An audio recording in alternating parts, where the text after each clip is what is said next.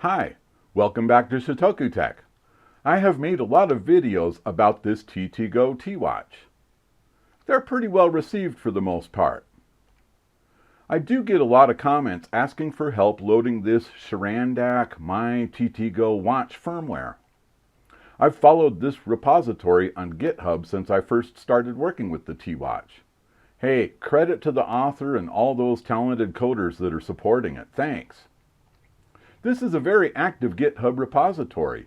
I'm constantly getting email notices about new issues that are raised.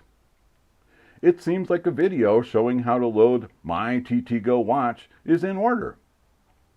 So many new features have been added since the last time I loaded it. This will be fun.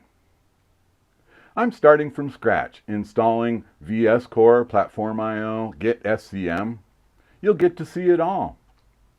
Working in IT, watching spinning hourglasses and progress indicators, I'm always tempted to click around on things while I'm waiting for something to finish. Now, please don't make me say this again in this video, but don't click around. Really. There will be times when you're wondering if something's happening or not in PlatformIO. Just wait. Pay close attention to the status bar at the bottom and don't click around. Wait to see an indication that the last thing you kicked off has finished before you move on to the next thing. If you're starting from the beginning like I am, expect this to take some time. Give yourself an hour or two. Relax. Don't rush. If you stick to what I show you here, you will succeed. First, let's download and install VSCode. All the links are in the description down below. This takes a little time. Just know I'm compressing and cropping the video. Once VSCode is installed, you can click on the extensions icon. Search for PlatformIO and click Install. Now, don't make me say it. Let PlatformIO take all the time it needs to install. Again, this takes some time. Go stretch and get a beverage. Okay, now you need to restart VSCode to use PlatformIO. Guess what? You need to install Git SCM before you can go any further. Let's download that. Install it. I'm just accepting all the defaults. Okay, now we need to restart VSCode in order for PlatformIO to be able to use Git SCM. Let's go to the sharandac My-TTGO-Watch repository on GitHub. Copy the HTTP link from the code button here.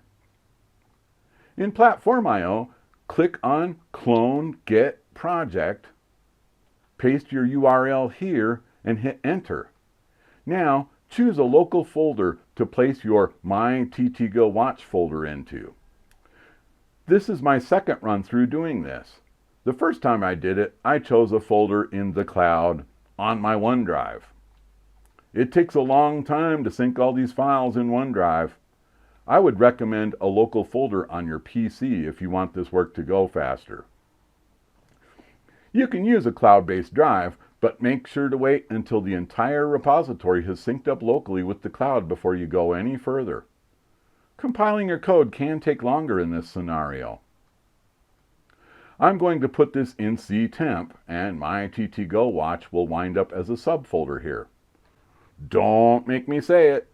You must wait for all the smoke to clear, and it takes time. Wait for this Rebuilding IntelliSense Index message in the status bar to go away, and don't be clicking around.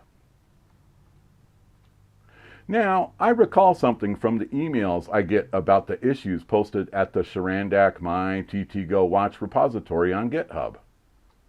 Apparently, all three versions of the TTGO-Watch 2020 are supported in this repository. Yes, there is a T-Watch 2020 V3 with a microphone. I don't have that one yet. I wish I had pondered this the first time I ran through this the other day. If you don't select the specific environment here, you actually wind up compiling the code for all of the versions. If you consider how much I like watching hourglasses, you can imagine my joy. I actually did manage to get the V2 firmware onto the watch in the first run through, but I had to quickly snatch it off of the USB cable before the V3 code got uploaded to the T-Watch. I did not want to demonstrate that method to you, my audience, so I figured I'd study up on this. Click down here and pick the correct environment for your T-Watch 2020. V2 adds GPS and TF card functionality, though I did not have good luck with the TF card. Make sure to watch my unboxing video if you're getting excited about the TF card. Leave a comment down below if you have a workaround for the problem I found. You can see selecting the environment kicks off this Rebuilding IntelliSense index action. Don't make me say it. Now we can click on Compile. Again, this takes time. Go stretch, get a beverage. All right, compiling is done. You can see there are a few warnings, but no errors. Something about dotting the T's and crossing the I's, but no big deal. Make sure you've installed Silicon Labs CP210X driver so that you can see your TTGO T-Watch connected here in Devices, and you'll know what serial port it's on. You are ready to upload, and guess what? This goes faster than anything we've done so far. Congratulations, you've made it. Let's take a quick tour. From my previous run-through, I already had set up Wi-Fi and put in my OpenWeather API key and generic GPS coordinates. These are still here after loading the firmware the second time around.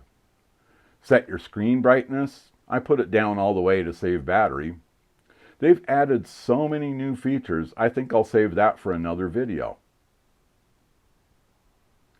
Well, I'm hoping this video will help you get through installing the sharandac My-TTGO-Watch firmware on your TTGO T-Watch 2020, whether you have version 1, 2, or 3. I'm happy to answer your questions and comments down below.